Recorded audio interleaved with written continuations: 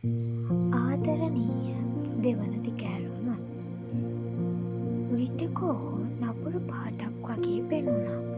ඇය වෙලාවකට ඔහුට කතා කරන්න බියවුවා. කොළපාට ඇස්වල සැඟවුණු රහස ඇයට දැන ගැනීමට මහත් ආසාවක් තිබුණා. ඇගේ දිවිය එතනින් වෙනස් වෙයි කියලා ඇය සිතාගෙනවත් සිටියේ නැහැ. ඇගේ ලෝකය වර්ණවත් තාලයෙන් පිරුණු එකක් බවට පත්වුණා. ඔහුගේ ඇස්වල පැහැය ඇයට අමුතු උරුපුරුදුකමක් වගේ දැනුණා. නොසිතූ මොහොතක නොසිතූ තැනක ඇය ඔහුට යළි මුණ ගැසුණා.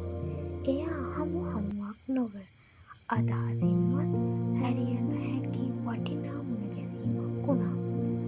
ඇය ඔහුට මෙසේ කීවා. මට ඔබ කොහේදෝ හෝ දැකලා තියෙන උරුපුරුද්දක් තියෙනවා වගේ.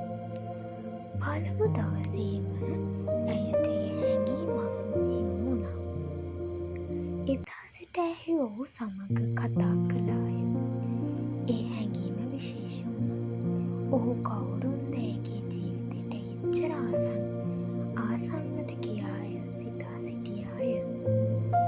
ඇය දවසක් ඔහුගෙන් විමසුවා ඔයා හොඳින්ද? එදා සිට ඔහුගේ මුහුණේ සැඟවුණු විඩාබර බව ඇය වටහා ගන්න පටන් ගත්තා. දිනෙන් දින ඇය ඔහුගෙන් අසන්නේ ඔබ හොඳින්ද? ඒ පවළම විමසීමෙන් දිනක ඔහුගේ මුහුණේ අදහසක් වැකමින් නැවතුණා. ඔහු ඒක සැඟවී ඇය දුටුවාය.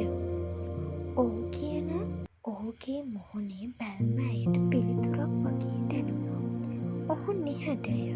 ඔහුගේ ඇස් ඇයට බලා සිටින්නේ ආශාවකින්. ඇය ඒ බැල්ම ගැන කලකිරුණේ නැහැ. ඔහු පැය ගණනාවක් ඇගේ දුවූ ඇස් දිහා බලා සිටියා. ඇයත් නිහඬ ඔහුගේ කොළපාට ඇස් දිහා බලා සිටියා. තවත් දවසක ඇය ඔහුගෙන් විමසුවා ඔබ ඇයි අද වෙනස්? මා සමග තරහෙන් වගේ. ඔහු මතක් නිහඬව සිටියා. ඊට පසුව පැවසුවා මටත් හිතාගන්න බැහැ. මට ඔබ සමග තරහක් නැහැ. මම ඇයි මෙහෙම වෙන්නද කියලා මටත් තේරෙන්නේ නැහැ. ඇය නිහඬව හුස්මක් හෙළුවා. ඇය ඔහු ගැන අපූරු ගීතයක් සිතන්නට පෙළඹුණා. රහස්මය ආලයේ සිරන්ඩිය කලකට පෙර නිවන් පාට සුන්සුන් බැල්මකින් ඔහු ඇය දෙස බලා හිඳි. එදා ඇයට සිතුණා මෙවන් බැල්මක් මා දැකලා ඇති උරුපුරුද්දක් නැවූ ආලයේ ගියේ. ඔහු විටක නපුරු පාටයි. සුසුම් තුළ දරාගත නොහැකි අඳුරු රහසක් කොළපාට දෑස් වලින් පිටවී ඇයට වට කරයි. ඇය බියෙන් නිහඬව සිටී. කවදාවත් නැතුව ආපු ලෙස ඔහු මුණ ගැසුණා.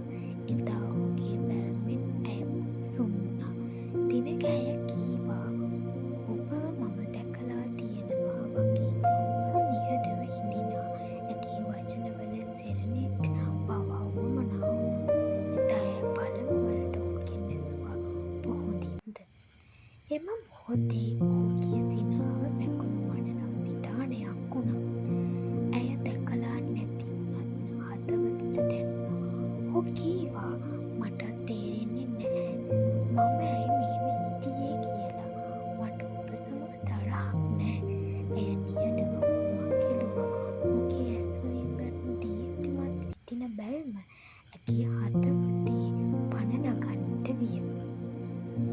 ඔවුන් දෙදෙනා නිහඬව අඳුරේද ආලයේද එය නොදැනමින් එක බැල්මකින් සෙරණිඩයක පැවතුණා.